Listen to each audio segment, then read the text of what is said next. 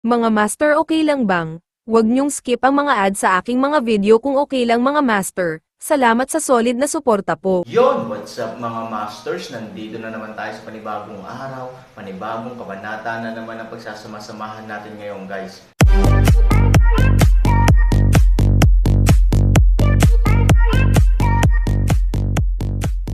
Bali mga masters, kung bago ka pa lang po sa aking YouTube channel, please click the subscribe button, lalong-lalo na po yung notification bell guys, para maging connected pa rin tayo sa isa't isa at maging updated kayo sa mga susunod ko pang video. Bali mga masters, bago natin umpisahan ng kwento ay mag-shoutout po muna tayo para sa mga solid nating tagapakinig. Shoutout kay Renante Baliad, shoutout kay Anthony Ronquillo. Yun na nga mga masters, no? Bali hindi na ito patagalin. In 3, 2, 1, let's go! Sa arena, ang malaking katawan ng masamang matako ay biglang itinapon, at isang malakas na hangin ang lumabas mula sa kanyang katawan sa isang iglap, direktang hinaypan ang figure ng taong nasa tabi niya para manginig. Umuungol. Sa isa pang mahabang dagandong, ang hangin sa harap ng kanyang bibig ay makikita na baliw na ginulo sa mata. Sapat na para mabigla ang mga manunood. Damn it, where is the dead monster? Umalis ka nga dito kung matino ka, kung hindi, huwag mo kaming sisihin sa pagiging bastos mo. Pinatatag ng pinuno ng mga reinforcements ang kanyang isip at umungal ng galit. Bilang Commander-in-Chief, kahit may takot sa kanyang puso sa mga oras na ito, matapang pa rin siyang sumusulong. Walang paraan, kailangan ito ng puso ng militar. Ngunit kasunod ng kanyang sigaw, hindi man lang lumingon ang evil Tao Tai, bagkos ay tinitigan lang siya ng isang mata. Sa pamamagitan lamang ng pagwawalis na ito, kitang-kitang nataranta ang pinuno ng mga reinforcement, at napaatras din siya ng kalahating hakbang. Ang dahilan ay palaging inookupahan ng hindi malay, at ang panloob na takot ay palaging lalampas sa maling pagbara. Ikaw ba yan? Langgam. Kung naruroon si Han Sanchen sa oras na ito, tiyak na magugulat siya. Ang masamang Tao Tai, na hindi pa nagsasalita noon, ay mahinang nagsalita sa sandaling ito. Ang kanyang boses ay makapal at makapangyarihan, nagsasalita lamang sa harap ng iyong mukha, ngunit tila nagagawa nitong direktang tumagos sa iyong balat, tumama sa iyong mga buto, at pagkatapos ay umalingaw sa iyong puso. Ikaw, ang magaling na aso ay hindi nakaharang sa daan. Ay, sa tingin ko ay hindi madali para sa iyo ang magtanim. Kung masunurin kang magbibigay daan, kaya kitang mabuhay. Magpapanggap na lang ako na walang nangyari. Mali. Matari na sabi ng Tao Tai of Evil. Mali. Dahil alam mong mali ka, umalis ka na. Ang pinuno ng mga reinforcements ay hindi kailanman naisip na ang masamang Tao Tai ay aamin ng pagkatalo ng ganoon kabilis, at agad siyang nakaramdam ng ginhawa, at ang kanyang pilit ng ngiti ay naging mas natural, bilisan mo. Sabi ko mali ka. The Tao Tai of Evil sneered, para sa akin, walang mahirap na linangin. Napakadali para sa akin na linangin. Ikaw, galit na galit ang pinuno ng mga reinforcements na akala niya ay natatakot ang halimaw, ngunit hindi niya inaasahan na sinisiraan niya ang kanyang sarili nang nakabalat kayo. Halika, ibahagi mo sa akin ang halimaw na ito. Pagkasabi nun ay winigiwi niya ang kamay at diretsyong lumaban. Digmaan. Ang Tao Tai of Evil ay umungal, tumalikod, at hinarap ang lahat ng mga reinforcements. Ang malaking katawan, nangingibabaw na aura at ang mapang-akit na dagandong ay direktang nagulat sa lalaking nakaitim na malapit nang makinig sa utos ng pag-atake, at maraming tao ang gustong umatras ng hindi malay. Siyempre, ang Evil Glutton ay hindi kailanman magbibigay sa kanila ng anumang pagkakataon na hilahin sila pabalik, at direktang pinaghahampas ang kanilang apat na kuko, tulad ng isang higanteng tigre, at dumating upang patayin sila. Umuungol. Sa sandaling ang masamang Tao Tai ay pumasok sa karamihan, ang kanyang katawan ay nababalot ng mga itim na ilaw, at ang taluktok ng kanyang mga kuko ay parang talam, na tumatawid, sa isang sandali, tanging liwanag at anino lamang ang kanyang nakikita, ngunit hindi ang kanyang mga kuko, na naiwan lamang ang itim na hangin sa buong lupa. Ilang sandali, ang mga hiyawan ay nagpatuloy, tulad ng impyerno ni Shira. Damn, what happened over there? Bakit biglang may lumabas na higanteng halimaw? Tama, mukhang napakalakas at makapangyarihan ang higanteng hayop na iyon. O Diyos ko, para siyang tigre na pumapasok sa kawan ng mga tupa. It's a random killing. Fuck. This guy is simply a big killer.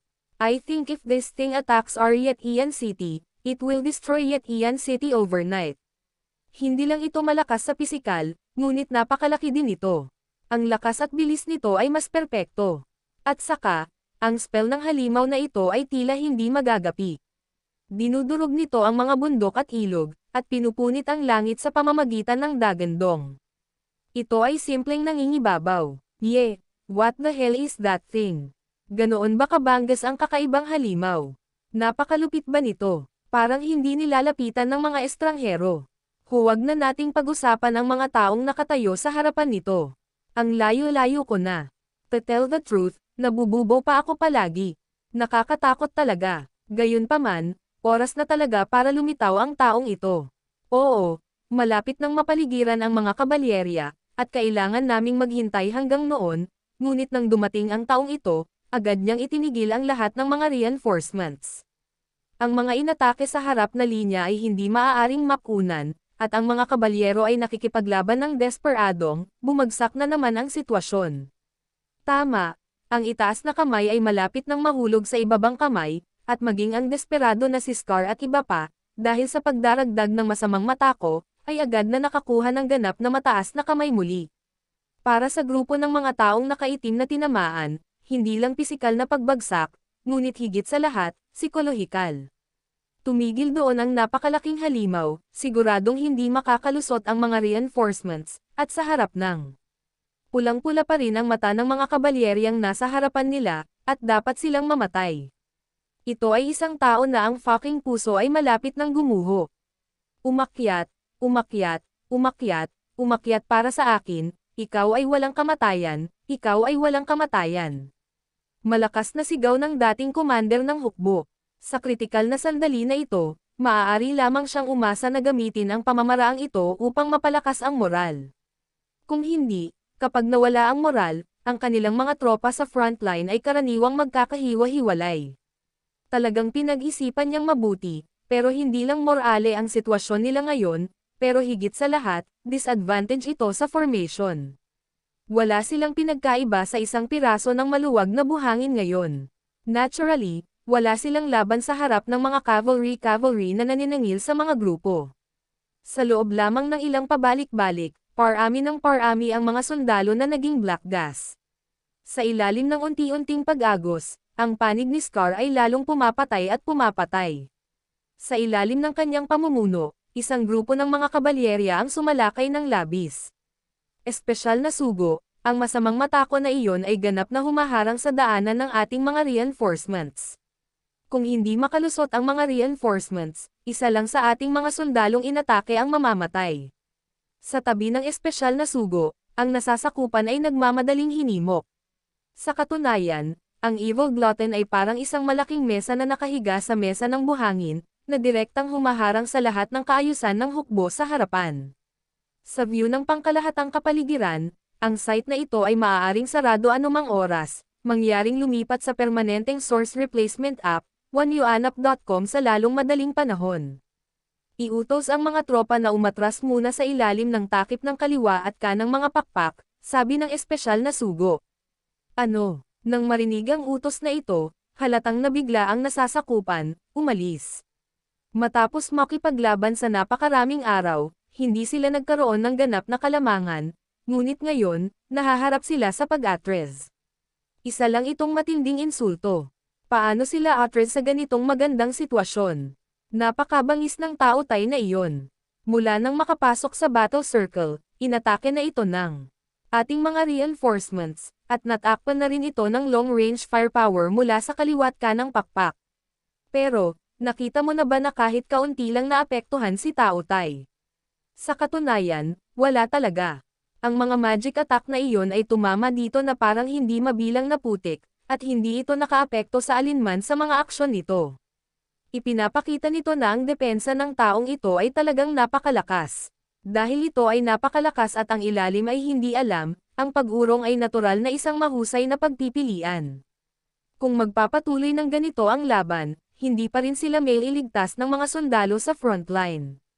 Magaransya mo ba kung gaano katagal bago mabuksan ng reinforcements ang mata ko at sumugod?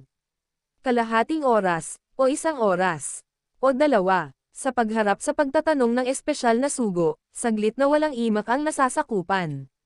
Anuman ang isa sa mga puntong ito ng oras, kahit na ito ang pinakamaikling, ito ay walang kabuluhan. Dahil sapat na para sa mga kabalyero sa loob ang ganap na durugan ang mga tropa sa frontline.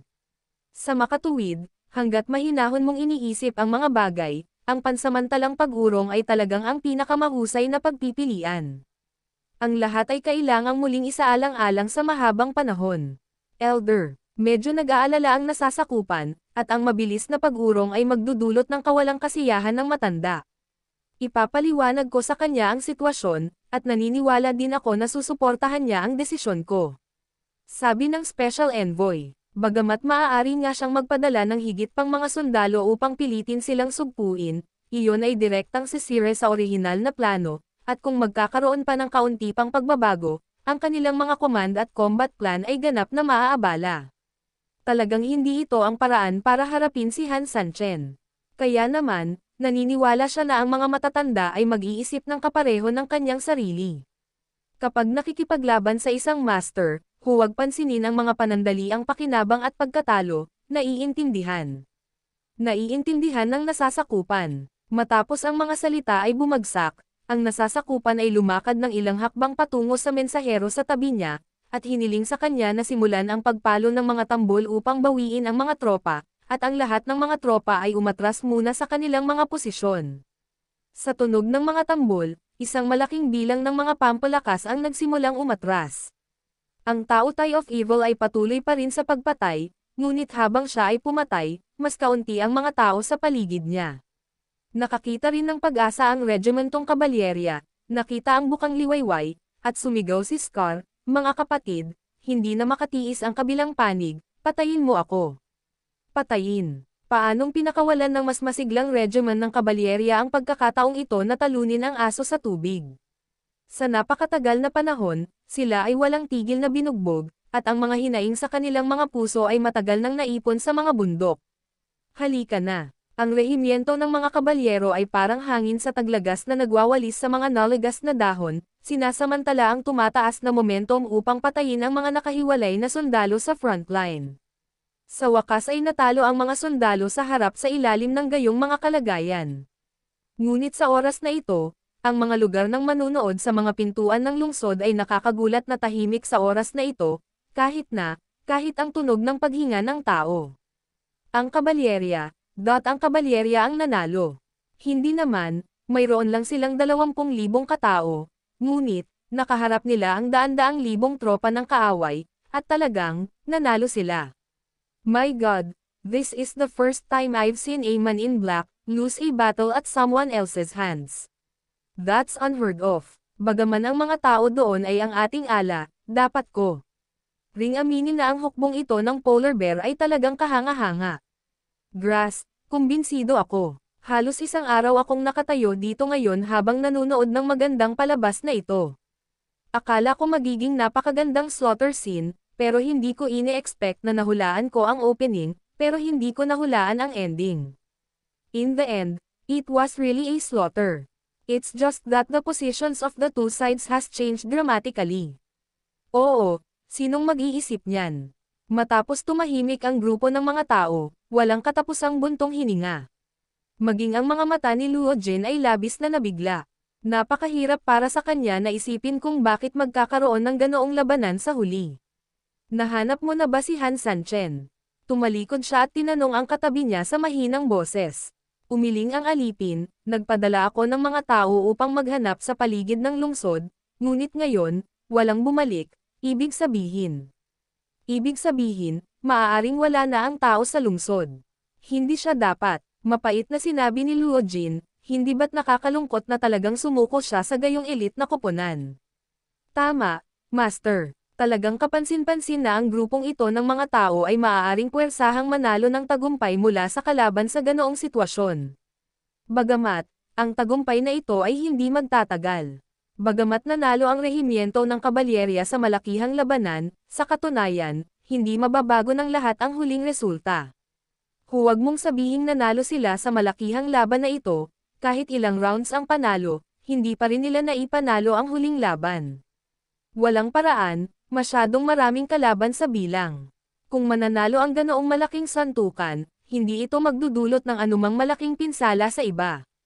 Kaya, magpatuloy ka sa paghahanap. Kung mahahanap mo siya, sabihin kay Han Sanchen na ayos lang na umalis siya, ngunit mangyaring isama ang hukbong ito. Talagang kahanga-hanga sila. At saka, planong huwag hanapin si Han Sanchen. Sir, please tell me. Subukan mong humanap ng ilang koneksyon, at tingnan kung maaari kang mamagitan sa espesyal na sugo. Kapag natapos na ang labanan, hayaang huwag niyang patayin ang lahat ng miyembro ng hukbong Polar Bear. Gusto kong gamitin ang Yetian City para sa mga nakaligtas. Sabi ni Luo Jin. Pero Master, may mga rules from above. Ang mga subordinate na lungsod tulad ng Yetian City ay hindi pinapayagang bumuo ng hukbo nang walang utos mula sa kanilang mga superior. Sa tingin mo ba ilang miyembro ng Polar Bear Legion ang mabubuhay hanggang sa wakas? Hindi naman masamang magkaroon ng ilang ikasampu sa kanila. Ilang tao ang nandoon noong mga oras na iyon. Escort lang ng matanda. Nang marinig ang mga pananalitang ito, agad na naunawaan ng kanyang mga lingkod ang kahulugan, naiintindihan ng bata. Gagawin ko ito ngayon. Hu. Sa sandaling umalis ang katulong, si Luo Jin ay naakit ng mga tagay sa unahan. Ang posisyon ay inookupahan na, at ang frontal na hukbo na pinamumunuan ni Scar ay nakumpleto na ang tagumpay. Nakasakay sila sa katawan ng kakaibang hayop, nakataas ang kanilang mga braso at sumisigaw. Umuungol. Ang masamang mata ko ay umungal din sa galit. Ito ang masamang mata ko ng pinuno, nakita mo ba? Alam ko na hindi tayo pababayaan ng pinuno, at hindi tayo susunod sa maling tao. Oo, mga dagalang kami noon na hindi makalusot, kahit ang pinuno ay handang tanggapin kami at ibalik sa amin ang kakaibang hayop at ang gintong baluti.